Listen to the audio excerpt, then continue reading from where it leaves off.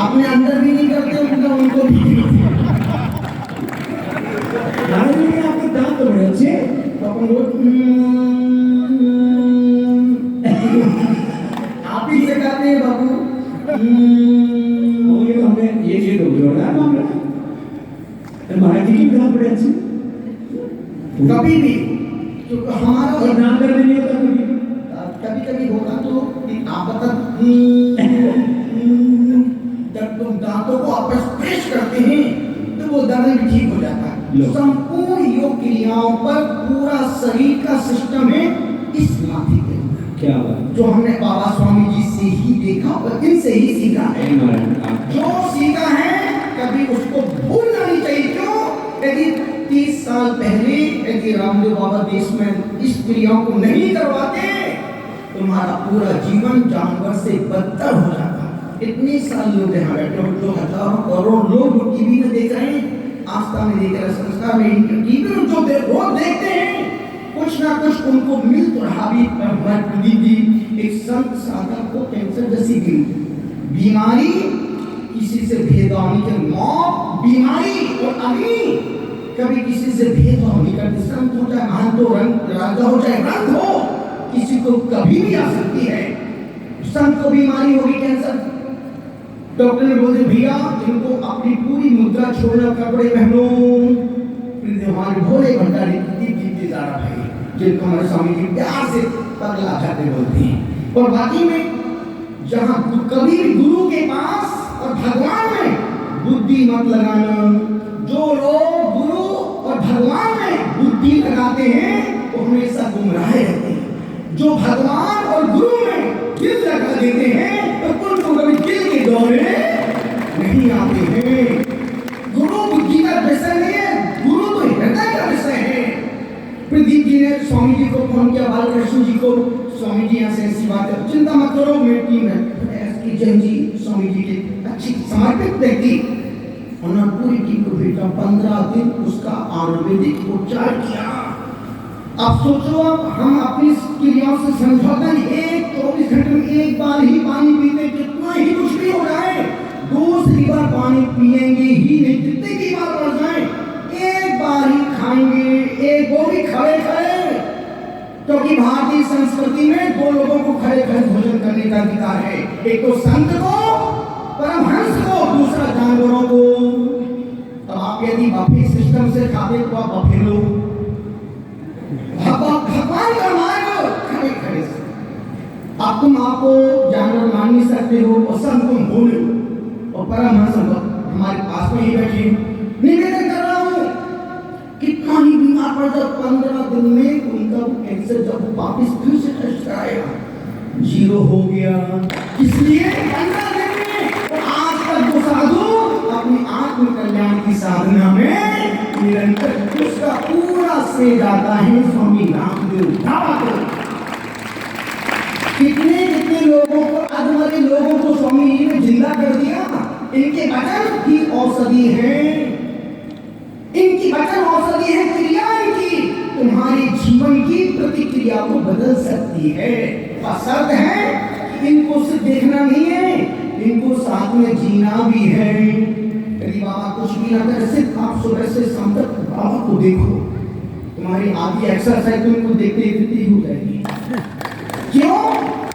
1 minute की फुर्सत नहीं है और सिर्फ देश और राष्ट्र के हित में ही सोचते हैं प्रेम में ही सोचते हैं सद्भाव मैत्री का ही संदेश स्वामी रामदेव बाबा जी अपनी मुखारबिंद से देते। एक प्रश्न पूछूं बोलो रामदेव बाबा ने जो आज देश को दिया अच्छा किया कि बुरा किया? अच्छा किया। यदि हाथ किराए पर देके आए हो तुम नीचे यदि हाथ लेके घर से लेके आए हाथ ऊपर करो। और सिर्फ हम पातंजलि में हम इस अपने घर में आकर के आज दोपहर में 3 बजे जो बाबा रामदेव स्वामी जी ने 30 वर्षों में देश को विश्व को दिया है यदि तुम भी चाहते हो हम बाबा के कार्य की अनुमोदना करना चाहते हैं तो 3 बजे दोपहर में आपको सभागार में पहुंचना है।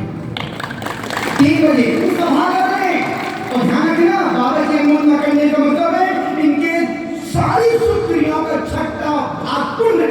तुम्हारे हिस्से में आ जाएगा। 3 बजे उस ऑडिटोरियम में, जहां दोपहर मध्याह्न, सिर्फ और सिर्फ मेरे आने का इतना ही उद्देश्य था कि बाबा स्वामी जी ने जो प्यार किया है, हम उनके दिल खोल के उनके कार्य की अनुमोदना करेंगे। इसका कोई स्वार्थ नहीं, खाना कोई 2 रोटी है रात की, जुबान की, मक्के की, और दिन भर मेहनत करना है, मुस्कुराना है।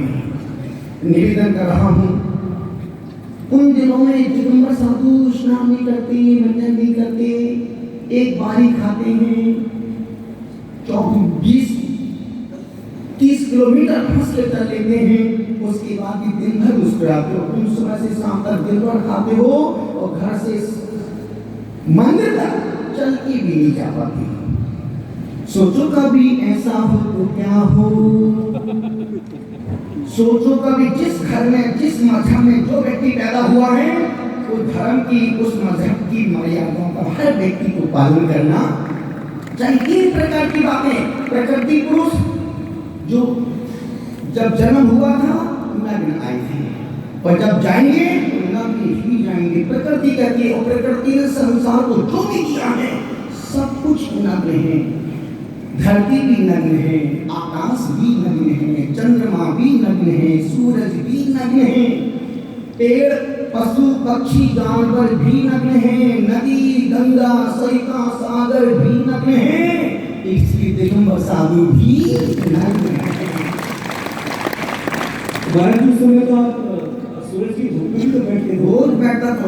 हम बोले ना कि हम रात को सुबह 3 बजे बाहर बैठे, पूरी रात जागरण, और पहाड़ के ऊपर जहाँ कोई आने जाने का, कोई किसी का संपर्क नहीं। 35-37 साल से कोई मेडिसिन नहीं खाई। हमारा भोजन ही औषधि है। भोजन, और ध्यान रखना, भूख एक बीमारी है, भोजन उसकी औषधि है। इसलिए भोजन को दवा समझ के खाओ। भोजन को दवा समझ के खाओ तो दवा खाने से बच जाओगे, और यदि भोजन को दवा के खाओ तो दवा खाने जाओगे। क्योंकि इस रचना की 2 काम, चखना और बकना। चखना और बकना। पर स्वामी जी बोलते हैं कि 2 को कंट्रोल कर लिया तुम 1000 बीमारियों से बच सकते हो। और यदि इस रचना पर कंट्रोल कर लिया, डॉक्टर के पास जाने से बच जाओगे, वकील के पास जाने से बच जाओगे। क्यों? ज्यादा खाओगे, डॉक्टर के चक्कर काटोगे, उल्टा पुल्टा बोलोगे, वकील के चक्कर काटोगे। इसलिए 2 से 3 से हमेशा दूरी बना के रखना, डॉक्टर से, वकील से और वास्तु शास्त्रियों से। क्योंकि आज अभी इनके पास समाधान नहीं है, सिर्फ इनके पास समस्या को और बढ़ाने के तरीके हैं।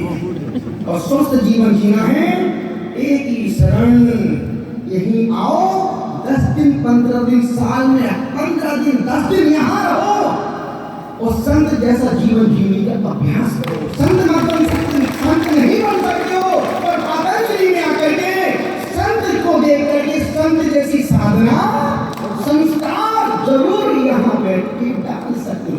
आंशिक ब्रह्मचर्य तो आंशिक नहीं, आपको बहुत सारा पालन करवा देते हैं। 5-5 दिन का, 7-7 दिन का भी, कुछ 10-10 दिन का उपवास कर लेते, कुछ 21 दिन का भी उपवास कर लेते। कोशिश जो आप बता रहे हैं ना कि cancer, SIV, MS, MND, liver kidney failure, इन बीमारियों से बचते हैं। हमारे जो सूरज बात बताना, कितनी देर बैठते हैं सूरज की? रोज सुबह जमीन से 9000 फीट ऊपर जो पारसनाथ पर्वत है, ठीक है, तो रोज सुबह उठते उसकी 5 बजे से 1 घंटे 5 घंटे कुछ नहीं बोलना, सिर्फ उसको देखते रहेंगे।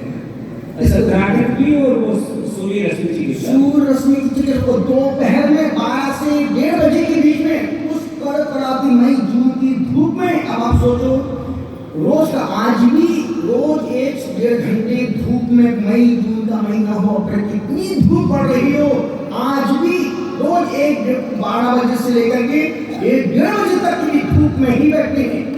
वहां पर पहाड़ पर बैठा था, अचानक हवा चली, बैठा रहा, पानी बरसा, बैठा रहा, उस पानी में ओले पड़ गए नींबू के आकार में। जहां ओले शरीर पर पड़े बेहोश हो गए। ध्यान करते करते यही लड़क गया, होश नहीं रहा। वहां के कर्मचारी उठाते हैं, मुझे नीचे अपने गाड़ी के रूम में वहां ले जाकर मुझे डाल देते हैं। नीचे से कंपाउंडर आया, महाराज साहब कौन घंटे में 9 किलोमीटर की दूरी को चल करके नीचे 20 कोटी से पारसनाथ पहुंच जाती। जैसे सुना गुरुदेव बेहोश हो गए, होश नहीं। गुरुदेव ने आंख चढ़ा दी, जीप निकाल दी। तो कंपाउंडर जहां उसने बीपी चेक की 40 और 60, पल्स 50, ऑक्सीजन 50। बड़े डॉक्टर को फोन किया, बोले भैया वो तो गए आईसीयू में ले जाके डाल दो। इतना बोलना, फिर कंपाउंडर एक इंजेक्शन लगाने, इंजेक्शन लगाओ महाराज जी को। जैसे का इंजेक्शन हम सुनते ही होश आ गया। मुझे बचपन से आज तक सुई से बहुत डर लगता है, बहुत। आज एक बड़े दूर को लगाओ तो अपने आप ठीक हो, उसको देखिए ठीक हो जाता हूँ। जैसे का इंजेक्शन लगाओ नीचे लगेगा, कष्ट मत करना। और 2 घंटे तक हम उस बेहोशी की स्थिति में रहे और फिर खुद 200 सीढ़ियां वहां से चल करके फिर ऊपर गए, कि संत ने कभी धर्म से समझौता नहीं किया, क्रियाओं से चर्या से कभी समझौता नहीं किया। ये अलग बात है, लोग समझ नहीं पाए, पर इस मुद्रा में, इस त्याग में, वैराग में जो भगवान बसता है, एक भाग्यवान को ही समझ में आता है। प्रकृति कहती है नम्रता, संस्कृति कहती है वो वस्त्र पहनो जो देखने पहनने में। बाबा जी की सादगी देखो ना, जब मुरारी बाबू जी आए तो कपड़े बिल्कुल इतनी सादगी के साथ, आनंद से छोटी सी बन भैया साधु सन्यासी बिहार चलता टपरिया में बहुत प्यारी, उन्होंने 20 मिनट में सत्संग में अद्भुत बातें की।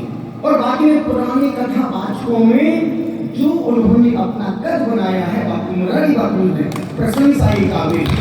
और उनको छूने वाले, उनको आत्मसात करवाने वाले योग प्राणायाम में, यदि आज की तारीख में पूरे विश्व में कोई योगी संत महात्मा है तो स्वामी रामदेव बाबा जी। और बाबा जी ही पूछ रहे हैं, इनकी विनम्रता, इनकी सरलता, इनकी सेवा लोगों को इनका कायल बना देती है।